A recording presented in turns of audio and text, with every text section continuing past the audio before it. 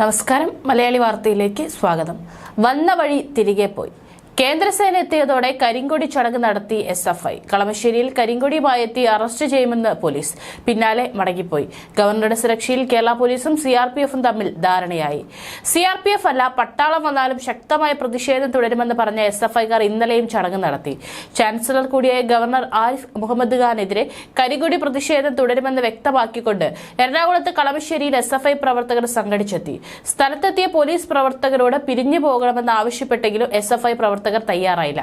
പ്രവർത്തകരെ അറസ്റ്റ് ചെയ്ത് നീക്കേണ്ടി വരുമെന്ന് പോലീസ് മുന്നറിയിപ്പ് നൽകി.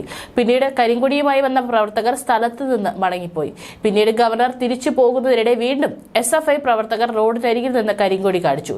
പിരിഞ്ഞു പോയതിനു ശേഷം വീണ്ടും 7 അംഗ സംഘമാണ് റോഡരികിൽ ഒത്തുകൂടിയത്. സംഘ്യ ചാൻസലർ ഗോ ബാക്ക് എന്ന ബാനറും ഉയർത്തിയാണ് ഗവർണറുടെ വാഹനം കടന്നുപോയപ്പോൾ SFIക്കാർ പ്രതിഷേധിച്ചത്. അതേസമയം ഗവർണർ ആരിഫ് മുഹമ്മദ് ഖാന്റെ സുരക്ഷ സംബന്ധിച്ച് കേരള പോലീസും CRPFും തമ്മിൽ ധാരണയായി. ഗവർണർക്ക് CRPF സുരക്ഷ ഏർപ്പെടുത്തിക്കൊണ്ടുള്ള കേന്ദ്ര ആഭ്യന്തര മന്ത്രാലയത്തിന്റെ ഉത്തരവ് നേരത്തെ സംസ്ഥാന സർക്കാരിന് ലഭിച്ചിരുന്നു. ഇതിന്റെ അടിസ്ഥാനത്തിൽ രാജ്ഭവനിൽ ചൊവ്വാഴ്ച ഉന്നതതല യോഗം ചേർന്നു. ഈ യോഗത്തിലാണ് സുരക്ഷ എങ്ങനെ വേണമെന്ന കാര്യത്തിൽ അന്തിമ ധാരണയായത്. ധാരണ പ്രകാരം ഗവർണറുടെ വാഹനത്തിനുള്ളിൽ CRPF സുരക്ഷയൊരുക്കും. കൂടാതെ ഗവർണറുടെ വാഹന വ്യൂഹത്തിനൊപ്പം 2 CRPF വാഹനങ്ങൾ കൂടി ഉണ്ടാകും. കേരള പോലീസിന്റെ പൈലറ്റ് വാഹനങ്ങൾക്ക് പുറമെയാണിത്. രാജ്ഭവന്റെ സുരക്ഷ സംബന്ധിച്ചും യോഗത്തിൽ ധാരണയായി. ഗേറ്റിനകത്ത് രാജ്ഭവന്റെ മുഴുവൻ സുരക്ഷയും CRPFിനാണ്. ഗേറ്റിന് പുറത്തെ സുരക്ഷാ ചുമതല കേരള പോലീസിനാണ്. സന്ദർശകരുടെ പരിശോധനയടക്കം ഇതിൽ ഉൾപ്പെടും. യോഗത്തിലെ തീരുമാനങ്ങൾ സംസ്ഥാന പോലീസ് മേധാവിയെ അറിയിക്കും. അദ്ദേഹം വിവരങ്ങൾ സംസ്ഥാന ആഭ്യന്തര മന്ത്രാലയത്തെ അറിയിക്കും. തുടർന്ന് സർക്കാർ ഗവർണറുടെ സുരക്ഷ സംബന്ധിച്ച വിവരങ്ങൾ ഉത്തരവായി പുറത്തിറക്കും. യോഗത്തിൽ തിരുവനന്തപുരം സിറ്റി പോലീസ് കമ്മീഷണർ ഉൾപ്പെടെയുള്ള പോലീസ് ഉദ്യോഗസ്ഥർ, CRPF പ്രതിനിധികൾ, ഇന്റലിജൻസ് ബ്യൂറോ പ്രതിനിധികൾ, രാജ്ഭവൻ പ്രതിനിധികൾ എന്നിവർ പങ്കെടുത്തു.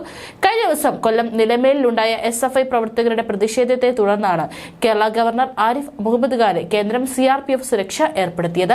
അതേസമയം ഇന്ത്യയിൽ ഏറ്റവും കൂടുതൽ യാത്ര ചെയ്ത ഗവർണർ കേരള ഗവർണർ ആരിഫ് മുഹമ്മദ് ഖാൻ ആയിരിക്കും എന്ന ചർച്ചയും തുടങ്ങി. കഴിഞ്ഞ 1095 ദിവസങ്ങളിൽ 328 ദിവസവും ഗവർണർ കേരളത്തിന് പുറത്ത് യാത്രയിലായിരുന്നു. ഏറ്റവും കൂടുതൽ യാത്ര ചെയ്തത് ഉത്തർപ്രദേശിലേക്കും ഡൽഹിയിലേക്കുമാണ്. വിവരാവകാശ നിയമപ്രകാരം ചോദിച്ചിട്ടും രാജ്ഭവൻ ഈ വിവരങ്ങൾ നൽകിയിരുന്നില്ല.